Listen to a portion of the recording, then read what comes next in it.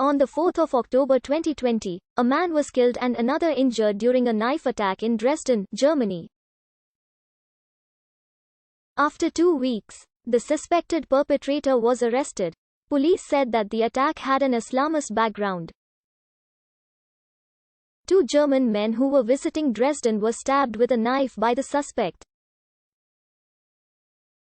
One of the victims, a 55-year-old, died from his injuries, while the other, a 53-year-old, was critically injured but later recovered. The perpetrator fled the scene and was arrested 2 weeks later, after his DNA traces were found on the knife, which was recovered near the scene of the attack. An Islamist background was confirmed to be behind the attack.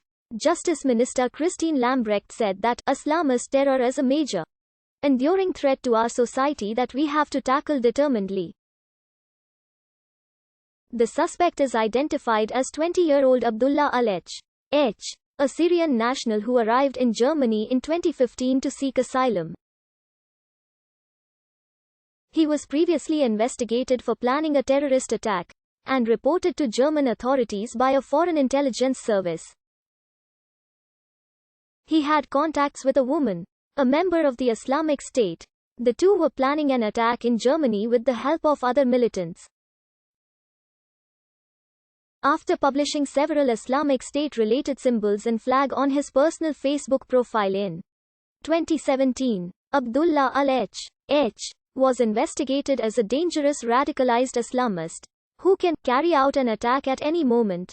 His home was checked by police, who seized his phone. Investigators discovered that he was planning to join the Islamic State, had contacts with a militant in Yemen and was working on the construction of suicide belts.